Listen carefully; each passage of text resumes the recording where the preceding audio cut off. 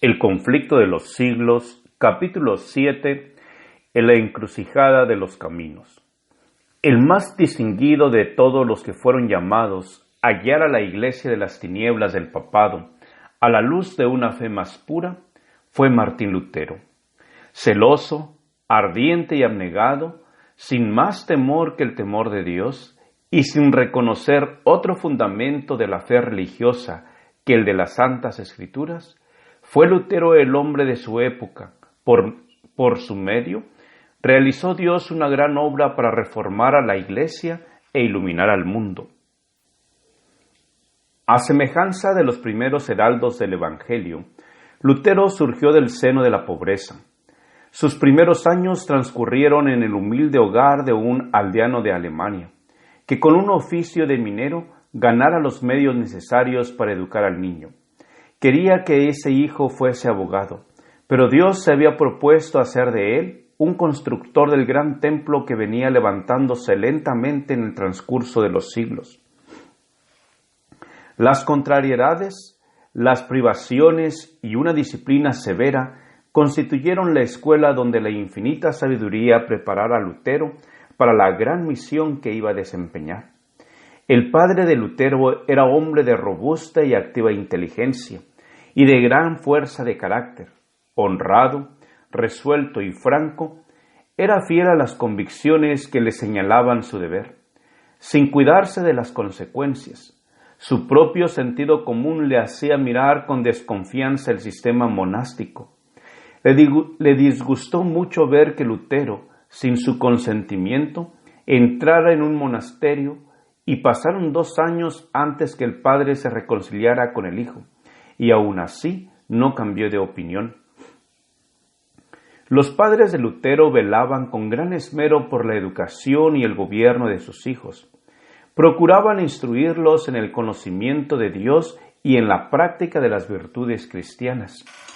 Muchas veces oía al hijo las oraciones que su padre dirigiera al cielo para pedir que Martín tuviera siempre presente el nombre del Señor y contribuyese un día a propagar la verdad.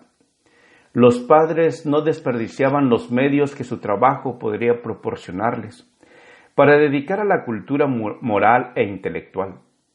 Hacían esfuerzos sinceros y perseverantes para preparar a sus hijos para una vida piadosa y útil, siendo siempre firmes y fieles en sus propósitos y obrando a impulsos de su sólido carácter.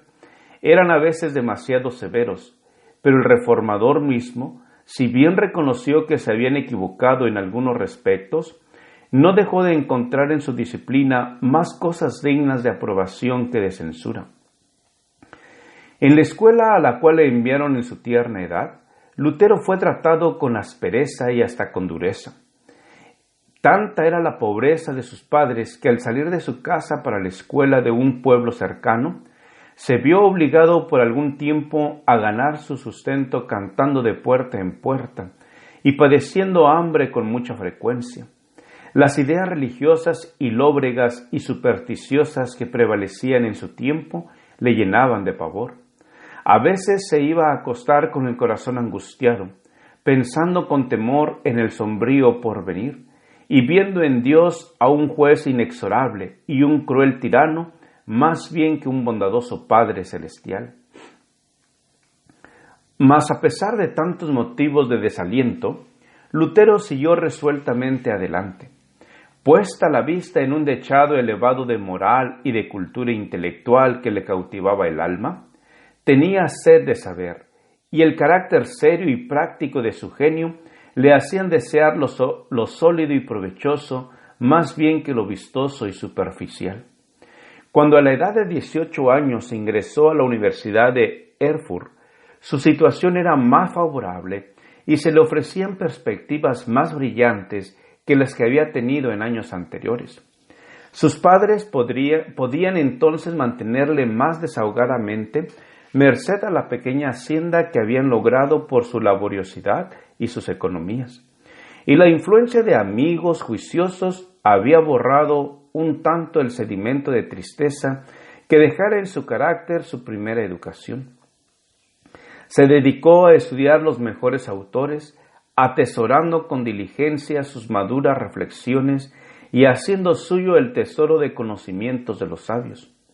Aún bajo la dura disciplina de sus primeros maestros, dio señales de distinción y ahora, rodeado de influencias más favorables, vio desarrollarse rápidamente su talento.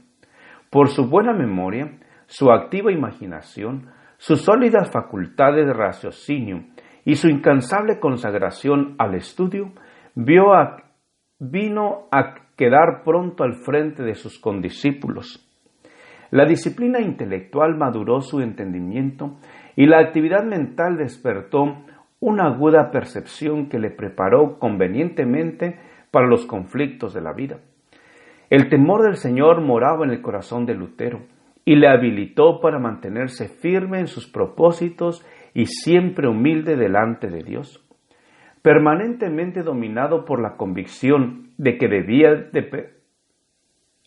dependía del auxilio divino, comenzaba cada día con oración y elevaba constantemente su corazón a Dios para pedirle su dirección y su auxilio. Orar bien, decía él con frecuencia, es la mejor mitad del estudio. Un día, mientras examinaba unos libros en la biblioteca de la universidad, descubrió Lutero una Biblia latina. Jamás había visto aquel libro, hasta ignoraba que existiese. Había oído porciones de los evangelios y de las epístolas que se leían en el culto público y suponía que eso era todo lo que contenía la Biblia. Ahora veía por primera vez la palabra de Dios completa. Con reverencia mezclada de admiración, hojeó las sagradas páginas. Con pulso tembloroso y corazón turbado, leyó con atención las palabras de vida, deteniéndose a veces para exclamar, ¡ah! Si Dios quisiese darme para mí otro libro como este. Los ángeles del cielo estaban a su lado y rayos de luz del trono de Dios revelaba a su entendimiento los tesoros de la verdad. Siempre había tenido temor de ofender a Dios, pero ahora se sentía como nunca antes convencido de que era un pobre pecador. Un sincero deseo de librarse del pecado y de reconciliarse con Dios le indujo al fin a entrar en un claustro para consagrarse a la vida monástica. Allí se le obligó a desempeñar los trabajos más humillantes y a pedir limosna de casa en casa. Se hallaba en la edad en que más se apetecen el aprecio y el respeto de todos, y por consiguiente aquellas viles ocupaciones le mortificaban y ofendían sus sentimientos naturales. Pero todo lo sobrellevaba con paciencia, creyendo que lo necesitaba por causa de sus pecados. Dedicado al estudio todo el tiempo que le dejaba libre sus ocupaciones de cada día, y aún robaba al sueño y a sus escasas comidas el tiempo que hubiera tenido que darles, sobre todo se deleitaba en el estudio de la palabra de Dios. Había encontrado una Biblia encadenada en el muro del convento, y allá iba con frecuencia a escudriñarla. A medida que se iba convenciendo más y más su condición de pecador, procuraba por medio de sus obras obtener perdón y paz. Observaba una vida llena de mortificaciones, procurando dominar por medio de ayunos y vigilias y de castigos corporales sus inclinaciones naturales, de las cuales la vida monástica no le había librado. No rehuía sacrificio alguno con tal de llegar a poseer un corazón limpio que mereciese la aprobación de Dios. Verdaderamente, decía él más tarde, yo fui un fraile piadoso y seguí con mayor severidad de la que puedo expresar las reglas de mi orden. Si algún fraile hubiera podido entrar en el cielo por sus obras monacales, no hay duda que yo hubiera entrado. Si hubiera durado mucho tiempo aquella rigidez, me hubiera hecho morir a fuerza de austeridades. A consecuencia de esta dolorosa disciplina, perdió sus fuerzas y sufrió convulsiones y desmayos de los que jamás pudo reponerse enteramente. Pero a pesar de todos sus esfuerzos, su alma agobiada no hallaba alivio, y al fin fue casi arrastrado a la desesperación. Cuando Lutero creía que todo estaba perdido, Dios le deparó un amigo que le ayudó. El piadoso Staupitz le expuso la palabra de Dios y le indujo a apartar la mirada de sí mismo, a dejar de contemplar un castigo venidero e infinito por haber violado la ley de Dios, y a acudir a Jesús, el Salvador que le perdonaba sus pecados. En lugar de martirizarte por tus faltas, échate en los brazos del Redentor. Confía en Él, en la justicia de su vida, en la expiación de su muerte. Escucha al Hijo de Dios que se hizo hombre para asegurarte el favor divino. Ama a quien primero te amó.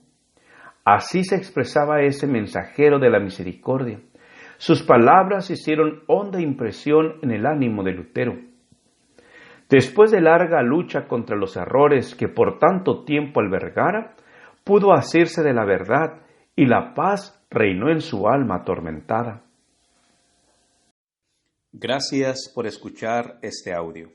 Te invito a escuchar la siguiente parte. Jehová te bendiga y te guarde. Con aprecio, Pastor Juan Manuel Flores Espinosa.